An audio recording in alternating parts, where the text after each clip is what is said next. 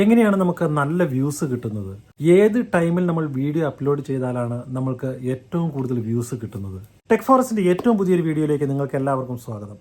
ഇന്നത്തെ ഈ വീഡിയോയിലൂടെ ഞാൻ പറയാനായിട്ട് ഉദ്ദേശിക്കുന്നത്, നമ്മൾ ഏത് സമയത്ത് വീഡിയോ അപ്ലോഡ് ചെയ്താലാണ് നമ്മുടെ സബ്സ്ക്രൈബേഴ്സ് പെട്ടെന്ന് തന്നെ നമ്മളുടെ വീഡിയോ കാണുന്നത്, അല്ലെങ്കിൽ ഏത് സമയത്താണ് നമ്മുടെ സബ്സ്ക്രൈബേഴ്സ് നമ്മളുടെ വീഡിയോ നമ്മളുടെ ചാനലിൽ കയറി കാണുന്നത് എന്നുള്ളത് എങ്ങനെ മനസ്സിലാക്കി ചെയ്യാം എന്നുള്ളൊരു കാര്യമാണ് ഈ വീഡിയോയിലൂടെ ഞാൻ പറയാനായിട്ട് ഉദ്ദേശിക്കുന്നത്.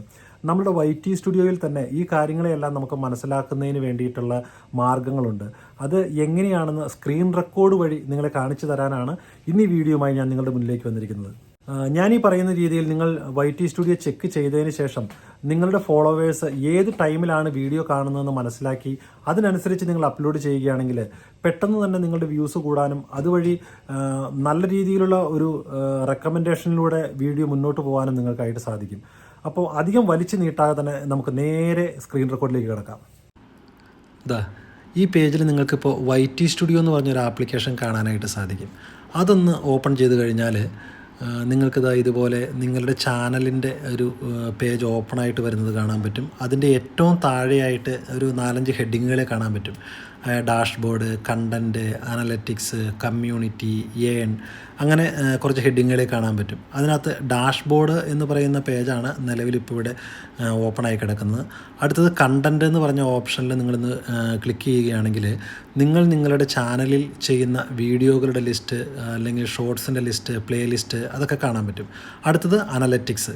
അതിൽ ക്ലിക്ക് ചെയ്ത് കഴിയുമ്പോൾ നിങ്ങൾക്ക് ഇതുപോലൊരു പേജ് ഓപ്പണായി വരികയും അതിൻ്റെ മുകളിലായിട്ട് ട്രെൻഡ്സ്, ഓവർവ്യൂ, കണ്ടൻറ്റ്, ഓഡിയൻസ്, ഇങ്ങനെ 3-4 ഹെഡിങ്ങുകളെ നിങ്ങൾക്ക് കാണാൻ പറ്റും.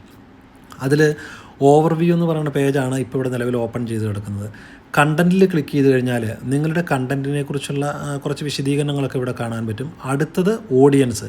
അതിൽ ക്ലിക്ക് ചെയ്ത് കഴിഞ്ഞാൽ നിങ്ങൾക്ക് നിങ്ങളുടെ ഓഡിയൻസിനെ പറ്റിയുള്ള ഒരു വലിയ ലിസ്റ്റ് ഇവിടെ കാണാൻ പറ്റും. അതിനകത്ത് നിങ്ങൾക്ക് താഴോട്ട് നോക്കിയാൽ കാണാൻ പറ്റും ഏത് ഏജ് ലിമിറ്റിലുള്ളവരാണ്, ഏത് ജെൻഡർ അടിസ്ഥാനത്തിലുള്ളവരാണ്, അങ്ങനെയൊക്കെ കാണാൻ പറ്റും. പക്ഷേ നമുക്കിപ്പോൾ അവിടെ അതൊന്നും നോക്കണ്ട. നേരെ മുകളിലോട്ട് വന്നാൽ നമ്മൾക്കിവിടെ ഒരു ഹെഡിങ് കാണാൻ പറ്റും.